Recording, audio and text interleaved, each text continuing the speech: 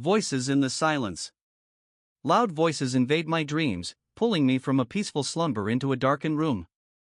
I struggle to adjust to the lack of sound. Just moments earlier, I was enveloped in soothing dreams, and now I'm wide awake, everything around me too still. To my side, there is Alex, stirring restlessly in his sleep. His head turns side to side, sweat glistening on his brow as he mumbles unintelligibly.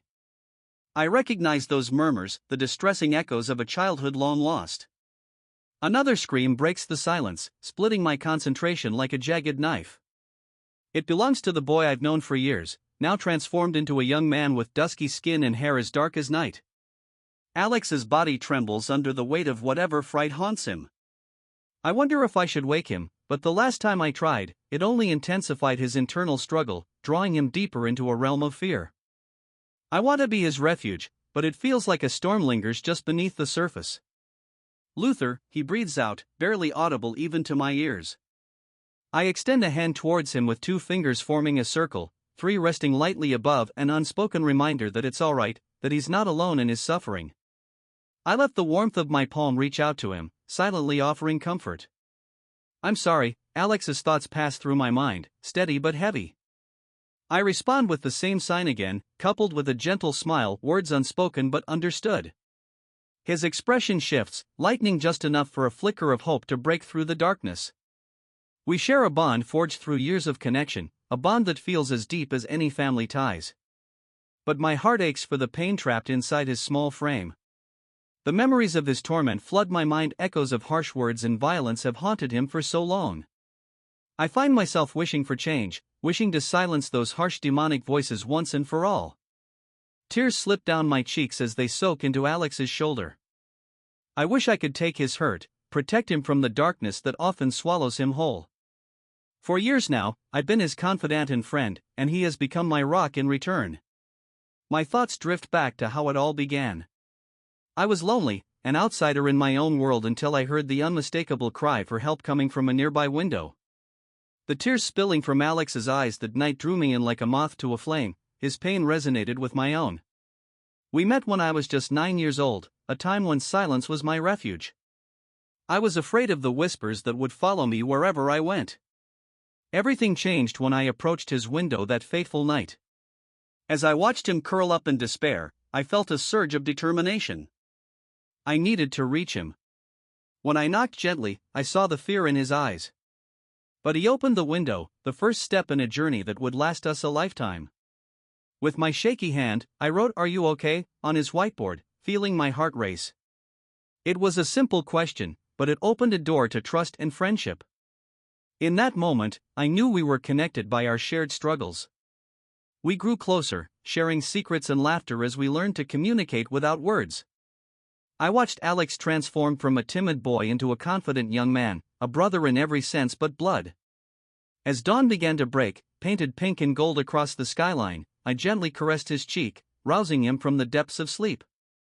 His eyes flutter open, a soft smile gracing his lips. "Good morning," he projected with ease, and I returned the warmth of his gaze. Morning light spills into my room, and I watch as he slips through the window once again, leaving me in a state of mixed emotions, grateful for our friendship but heavy with the knowledge of his struggle. Alone, I feel the cacophony of voices creeping back into my mind. Mr. Johnson's voice fills my thoughts, a desperate cry for peace. I brace myself against the weight of his inner turmoil, drowning in chaos as the unwanted images flood my mind.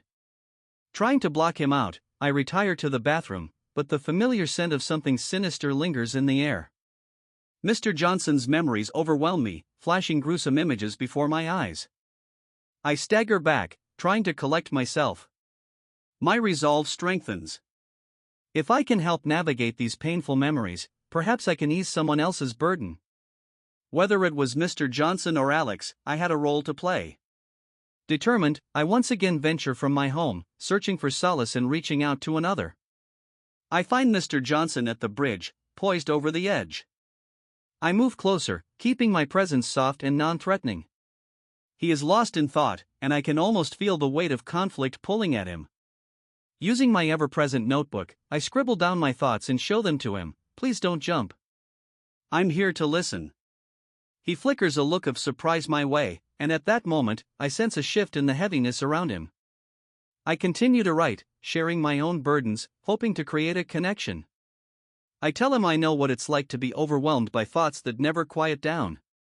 To my astonishment, he sits down beside me. How do I cope with memories like these? He asks, a tremor in his voice. I wish I had an answer for him. I want to ease his pain. All I can offer is that perhaps we find ways to redirect this suffering by supporting one another in seeking hope. I rip the page from my notebook and hand it to him, sealing a pact to confront their demons together. In a profound silence, I observe the struggle in his eyes start to fade, the storm brewing within him becoming less tumultuous. As we kneel together on that bridge, I know each voice we carry holds the potential to bring hope, to bridge our pain into a path more forgiving. The day continues, filled with mundane tasks, but I can no longer ignore the truth of connection.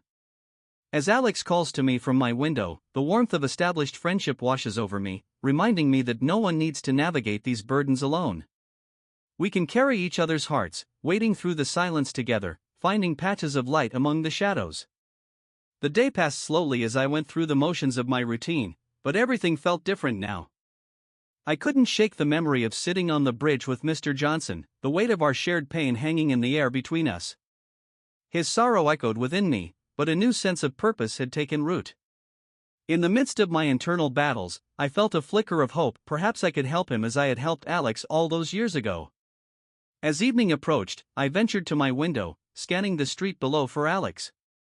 I hadn't seen him since this morning, and my heart quickened at the thought of sharing the day's revelations with him.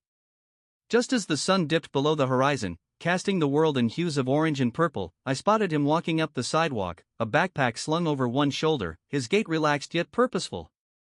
"Hey," he called out, glancing up to see me peeking over the edge of my window. "Hey! Come on up," I replied, my voice barely containing my excitement.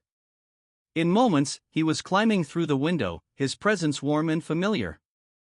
As he settled on the floor beside me, his eyes sparkled with energy. "Did you have a good day?" he asked, as he stretched out, leaning back against the wall. "It was strange, to be honest," I replied, hesitating as I sifted through my thoughts. "I ran into Mr. Johnson today." His expression shifted, concern washing over his features. "The ex-Marine? Is he okay?" "I'm not sure," I admitted. "When I saw him, it looked like he was really struggling. I kind of talked to him. Tried to help." Alex's brows furrowed. "What do you mean? Like, you just talked?" "Yeah. Basically," I said, feeling the weight of my own uncertainty. I showed him my notes, told him I knew what it was like to feel overwhelmed. And I don't know, it felt like I connected with him. Like he wasn't alone anymore. "That's powerful," Alex replied, his admiration clear in his tone. "You really have a way of reaching people, Luther." "It's not something I planned," I confessed, fingers fiddling with a loose thread on the floor. "I just didn't want him to feel like he was all on his own. I felt his pain like I do with you. I don't want to see anyone suffer alone, you know?" Alex nodded, a thoughtful look crossing his face. "You're doing a good thing. But you have to be careful. Carrying everyone's pain can get heavy." "I know," I whispered, grateful for his concern. "But I can't just ignore it. If we can help each other, maybe it'll lighten the load a bit." "Speaking of helping," he said, an idea forming in his mind. "What if we reach out to Mr. Johnson together? I mean, we could make a real difference if he knew he had someone to lean on." The thought settled comfortably in my mind. That could work. We could show him it's okay to share his struggles. I think he just feels boxed in by his own thoughts. Alex smiled, and there was an unmistakable spark of excitement in his eyes. "Let's do it.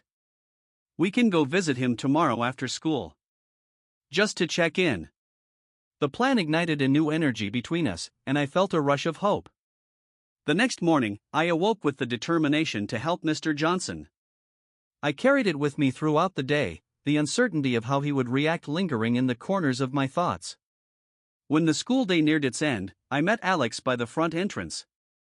His enthusiasm matched my own, and together, we made our way to the bridge where we had found Mr. Johnson just a day prior.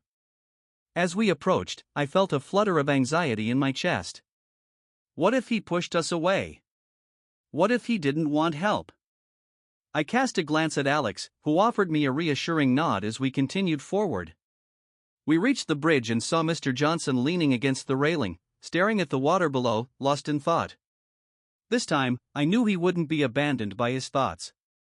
As Alex and I approached, he turned slightly, surprise flickering across his features.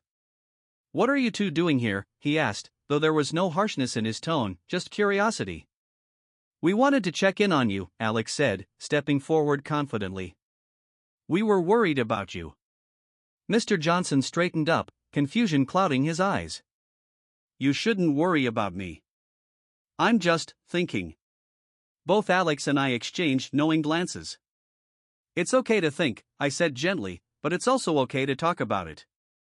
You helped us see that." He glanced at the ground, something conflicted stirring in his gaze. "I don't want to be a burden." "You're not," I insisted. "Everyone has pain they carry, and sharing it can help. We want to listen. You're not alone in this." For a moment, the silence hung heavily between us, the air thick with vulnerability and unspoken words. Mr. Johnson took a deep breath, and I could see the internal battle waging behind his eyes. "It's hard," he finally admitted, his voice cracking slightly. Alex stepped closer. "We understand. We've both faced our own demons. It's okay to let someone in." Mr. Johnson's shoulders slumped slightly as he finally met our gaze, his demeanor shifting as he considered our words. "You two are really just kids. Why would you want to take on my burdens?" "Because we care," I replied earnestly. "You've been through things we can't even fully comprehend, but that's exactly why we want to help. It's not about taking on your pain. It's about walking through it together." A moment passed, filled only with the sound of the rushing water below. And then, slowly, he nodded. "All right. Maybe I'll try." As we stood there together, I couldn't help but feel that maybe, just maybe, we were beginning to shift the tide of pain that surrounded him.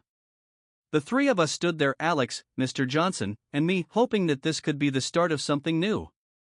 A collective understanding that we didn't have to bear the weight of our struggles alone, that through connection and vulnerability, healing could be found in each other. As we stood together at the bridge, a wave of relief washed over me. Mr. Johnson's willingness to open up felt like the first step toward healing, not just for him but for all of us. I exchanged hopeful glances with Alex, who seemed to radiate warmth and encouragement. "Let's sit down," I suggested, gesturing to a nearby bench set along the pathway.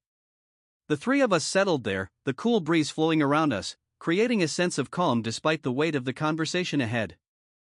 "I've never talked about this stuff," Mr. Johnson confessed, his voice strained but resolute. "I always thought it was easier to deal with it alone. But seeing you two now, I realize it's not as simple as that." "Carrying pain alone rarely is," Alex replied gently. "We're here to listen, no matter how heavy it feels." "You don't have to go it alone anymore." Mr. Johnson studied both of us, seemingly wrestling with his emotions. "You might not understand how deep these scars go. I've seen things that haunt me daily, faces of people I could not save, choices I wish I could take back." I started to speak but paused, choosing my words carefully. "You're right. We can't fully understand what you've been through. But we can relate to feeling overwhelmed. Alex and I have our own battles, and sometimes sharing those feels like letting a little bit of air into a balloon. It keeps us from exploding." A flicker of a smile crossed Mr. Johnson's face, but it was quickly replaced by a frown.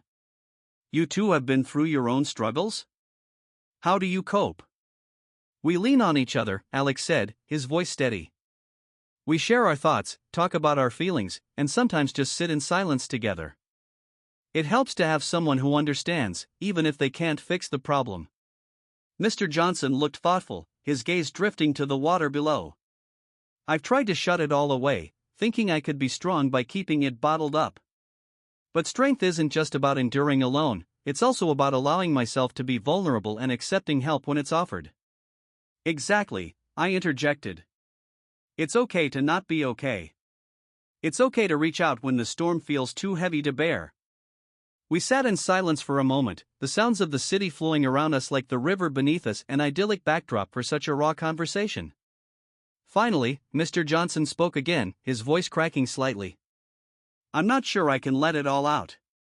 But just talking to you two makes me feel lighter. Then take it one step at a time, I encouraged. You don't have to lay it all out at once. We're not going anywhere. With a deep sigh, he nodded. All right. I'll try. And with that, he began to share a snippet of his past, his time in the military, the horrors he witnessed, and how returning to civilian life felt like trying to fit into a puzzle with missing pieces.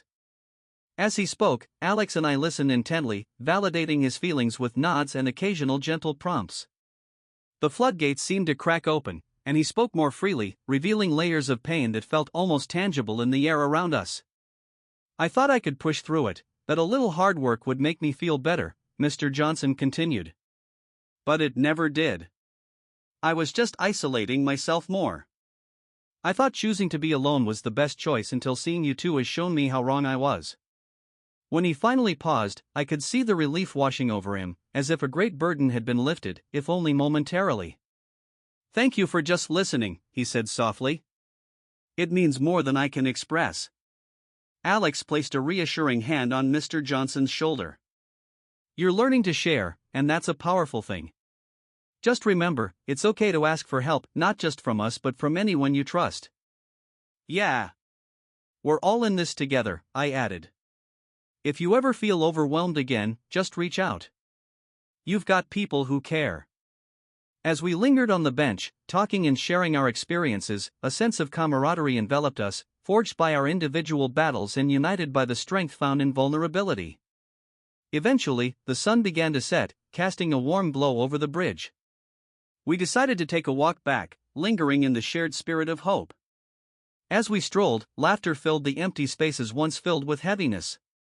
Mr. Johnson looked lighter, more at ease than when we first approached him. He even shared a few amusing stories from his past, allowing us to glimpse the man behind the burden he carried.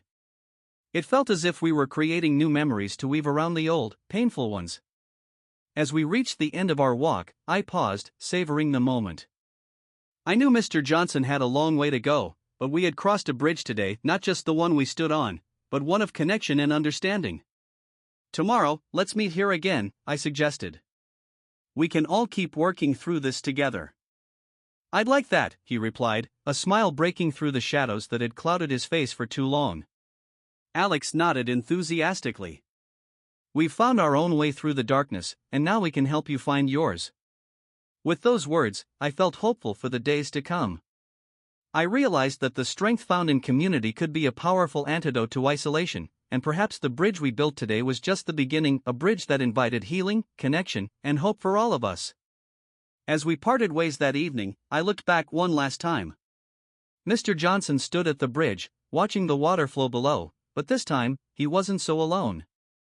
Together, we were navigating the difficult waters of life, and I knew we would continue to do so, one step at a time.